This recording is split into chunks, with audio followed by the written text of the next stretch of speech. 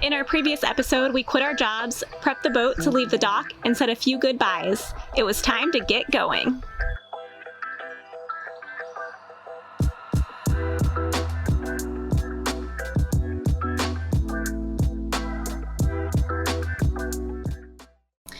This episode is dedicated to our first mate who lost his battle to cancer shortly before we left the dock. Here's to you, Tuffy. Thanks for showing us how to enjoy our one life.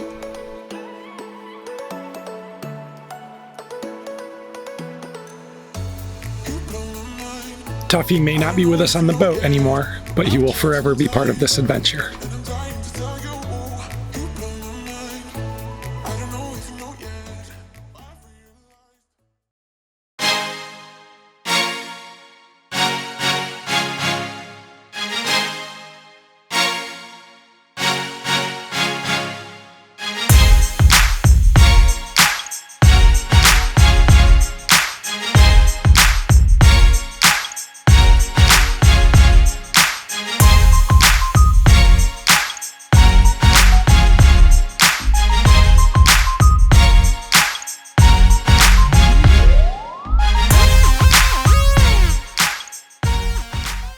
It's happening!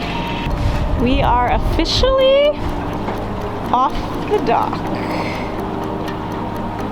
I'm not sure how I feel about it yet. How are you feeling, Gary?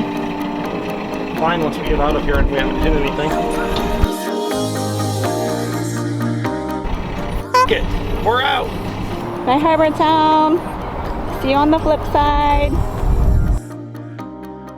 We're trying to go under the Krista McAuliffe Bridge here in the Barge Canal. And it seems like they're having a little issue with one of their bridge spans. There's 4 of them, and one of them has not moved yet. So there's our problem. All right, they're almost all the way up. Ready for us.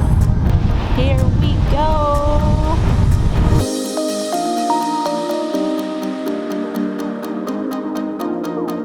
Tell me all your thoughts. Are we there yet? How much longer until we're in the Bahamas? A week or so. Our plan was to take our time going down the ICW, making a couple overnight stops along the way until we arrived in West Palm, about a 150-mile trip. Once in West Palm, we would monitor weather until we found a window to cross over to the Bahamas. We made it to our first stop and anchored for the night at O'Galley Causeway, but as we dropped anchor, Gary dropped his phone. Good morning. Last night I went to fix our nav light on the bow, and as I was sitting up there, my phone got pushed out of my pocket in my jacket and plunked overboard. So, we're here in Melbourne and we've got friends that live here, so I took the dinghy over to the dock. Gonna have my friend pick me up this morning, and then we're gonna go try to find a new phone for me and then go get a SIM card from AT&T for it. Cheers, buddy. Thank you. With the cell phone mission complete, we pulled anchor to head to our next stop before sundown. Day 2. Well, after Gary went and got his phone, we started to head south. Hoping to meet up with our buddy boat Reverie sometime tonight. The remainder of our sail to Fort Pierce was pretty uneventful, including our late night arrival into Fort Pierce at dark. The following day, we took our dinghy over to check out downtown Fort Pierce and have a couple drinks with our buddy boat. Meet our friends Deborah and Evan on sailing vessel Reverie. We met them a year ago at a neighbor's house party and connected instantly. As it turns out, we had similar plans and it was decided we would buddy boat to the Bahamas together. It's really cold, 40 degrees. This is not what I signed up for. Super cold out today. So we're pulling out of the Fort Pierce inlet and we are headed south. Right outside the channel is really shallow, so just trying to follow our same path from yesterday. But we made our way to West Palm with only a slight challenge. It's approaching these droopy power lines that are supposed to be 90 feet vertical clearance, but it sure doesn't look like 90 feet from here. Pretty terrified of overhead power lines right now. So there's the power lines. And we're supposed to go through the channel, which is right here. Holy shit! We're gonna hit it. How many more of these do we have? I don't know, I'm not looking. That one's super low. Oh my god. We probably cleared about like 15 feet.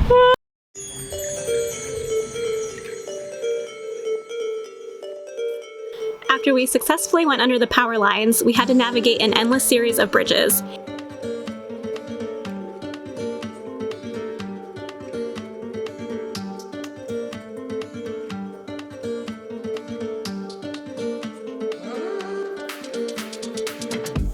And the closer we got to West Palm, the bigger the yachts.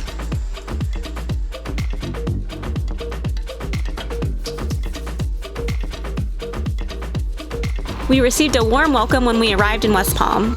Well, sort of. The dinghy landing area wasn't that friendly. The next couple days were spent topping off groceries and fuel and discussing weather and route planning with Reverie.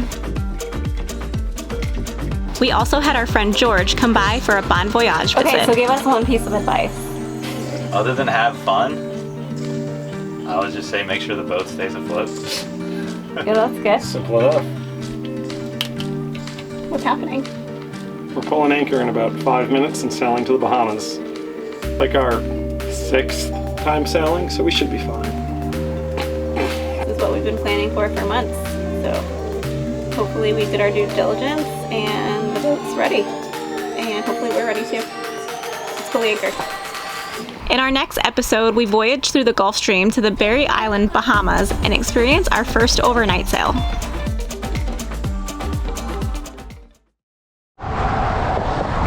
That's Brooke, down about there.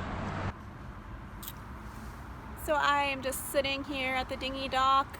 I went back to the boat to grab a lock, and Gary ran to West Marine to buy some cable so we can lock our dinghy up. Waiting for me to come back with a lock from West Marine so we can actually lock up the dinghy, because it says theft on the wall right down there. We didn't like the looks of this dinghy dock very much.